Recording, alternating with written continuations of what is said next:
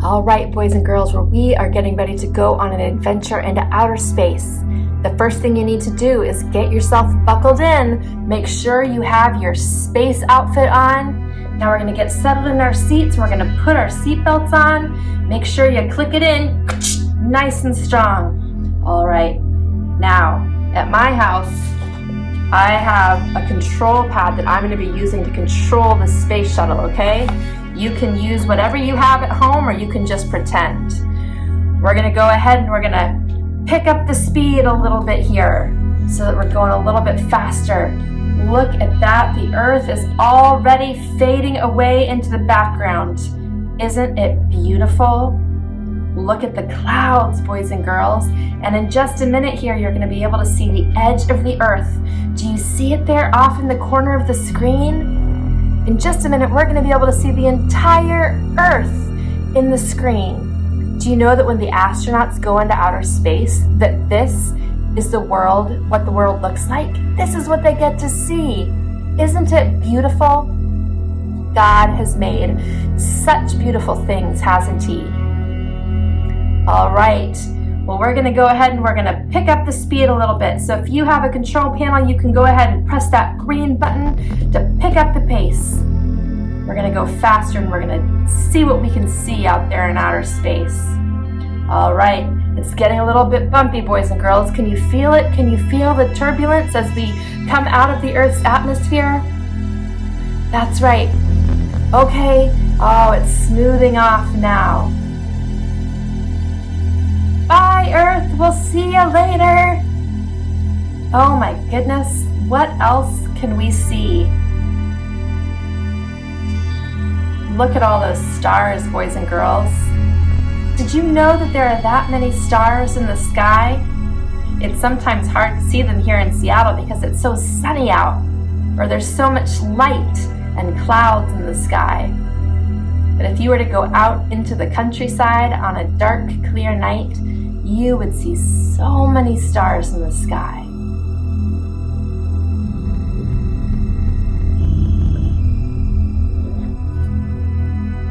All right, we're gonna pick up the speed here. Go ahead and push that power boost forward. Oh, it's getting fast, it's getting fast. Oh, careful, take her left, take her right. Oh, we had to go around a star there. All right, oh my goodness, boys and girls, do you see what I see? We are about to be able to see the Milky Way. This is the galaxy that we live in. Did you know that? Look at how beautiful it is. Wow.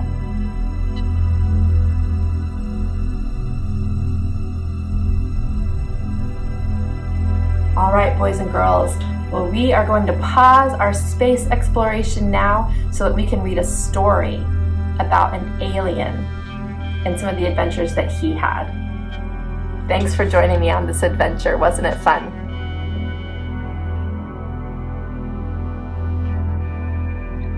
Wow. Boys and girls, wasn't that an amazing trip? Thanks so much for coming along with me on that fantastic adventure. Seeing all of those amazing sights just makes me realize how creative God is, that He could make all of that as well as everything in this world too. Wow. Well, boys and girls, we have a few more exciting things planned for us today. We are going to read a fun story that takes place in outer space called Henry P. Baloney. This was one of my favorite books to read to my kids.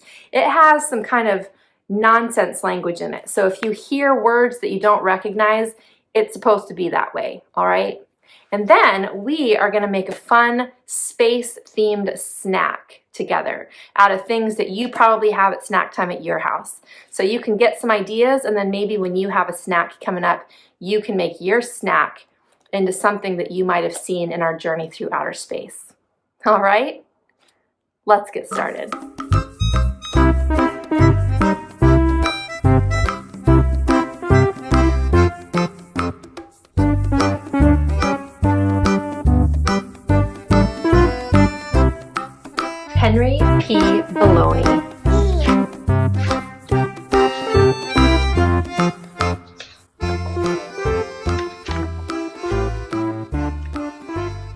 Last Tuesday morning at 8:37 a.m., Henry P. Baloney was finally late for class once too often. "That's it," said Miss Bugscuffle. "Permanent lifelong detention, unless you have one very good and very believable excuse." "Well, I would have been exactly on time," said Henry, "but I misplaced my trusty Zimulus. Then I, found it on my deskie. But someone had put my deskie on a Taraku. The Taraku drove me right here to Skola. But then it drove right past. I grabbed my Zimulus and just jumped out. But I jumped smack in the middle of a Razzo launch pad."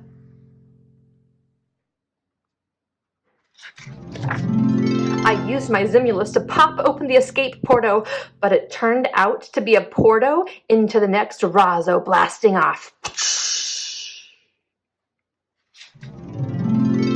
I jammed the Razzo controls with my Zimulus so I could land behind Skola and still be on time.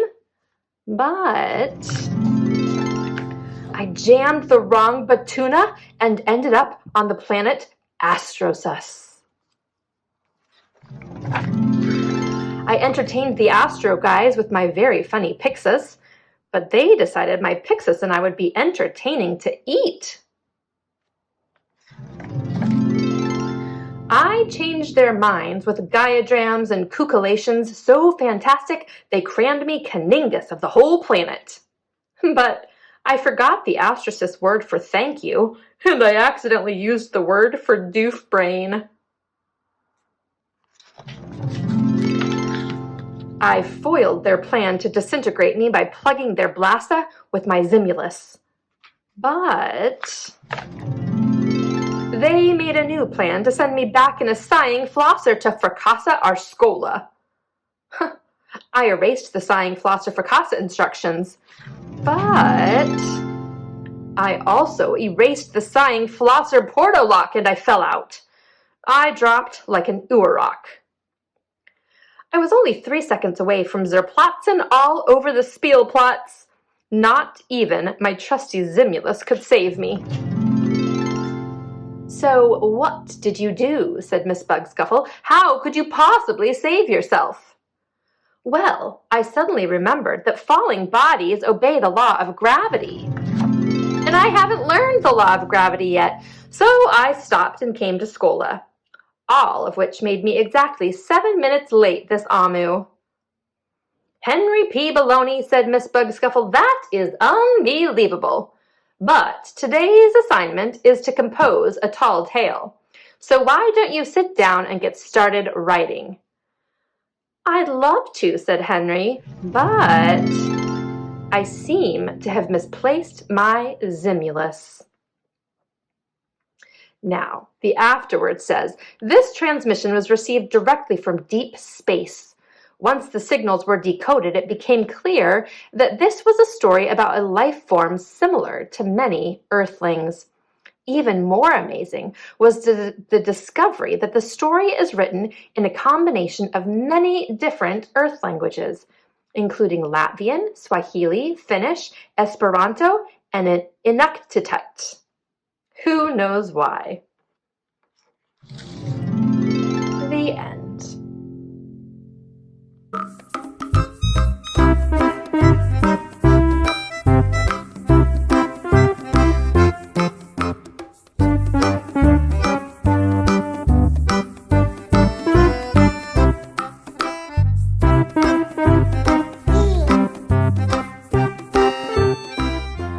Well, what I thought would be fun to do now is to have a little snack. You'll see on the table a lot of things that you probably have for snacks at your house. We have some peanut butter, some bread, some blueberries and banana slices. These are Cheerios. Then in here we have some cheese, some crackers, and some little slices of sausage. I thought that the first thing that we would do is make the moon. So I'm going to take a piece of bread, and then here I have a round cookie cutter shape. We are going to cut out the moon. Maybe. There we go. There's our moon. Now we are going to cover our moon with peanut butter. If you don't like peanut butter or you're allergic to it, you could use cream cheese or even butter. So I'm going to put some peanut butter on my moon. Right like that. Now, you know how the moon, when you look at it up in the sky, kind of has craters on it? Well, we are going to make craters with our banana slices. So I'm going to put some craters on my moon. You can put as many craters as you want on your moon. And there's my craters. And then I'm going to add some more smaller craters with my Cheerios. Like that. And then I'm just going to kind of sprinkle some Cheerios around my plate to be stars. There you go. The moon. What do you think? I'd eat it.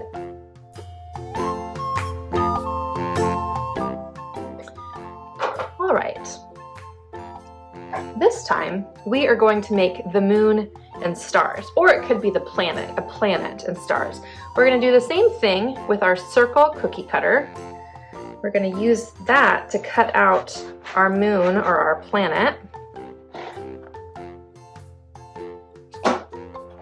So there's that. And then I am going to use this star cookie cutter, maybe, to make some stars.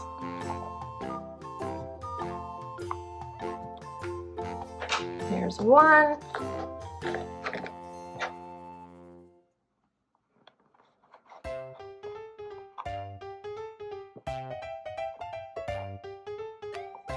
There's another one. Let's do one more, how about?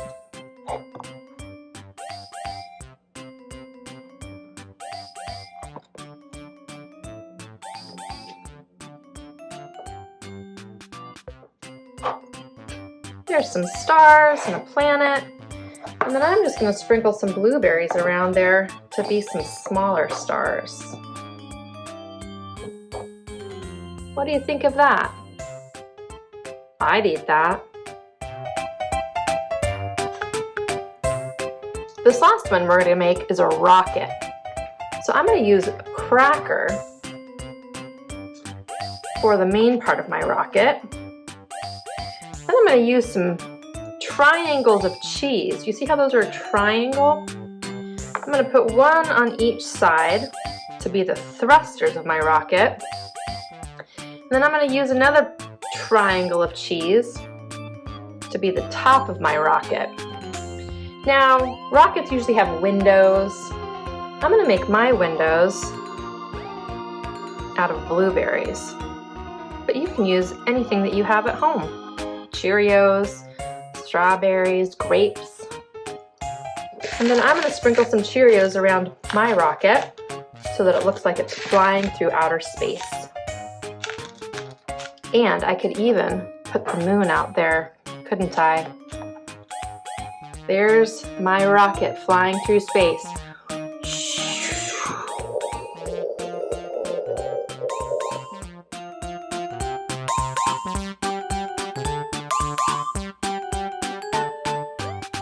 Oh, boys and girls, wasn't that fun? Thank you so much for joining me on this adventure in outer space today. I hope that you enjoyed it all, and I hope that you can be creative this afternoon as you imagine outer space. Take some time to make a space outfit, have a space-themed snack, just have fun. Well, boys and girls, I want you to know that you are special, and we are so glad that you are a part of PATH. Have a great rest of your day. Mmm.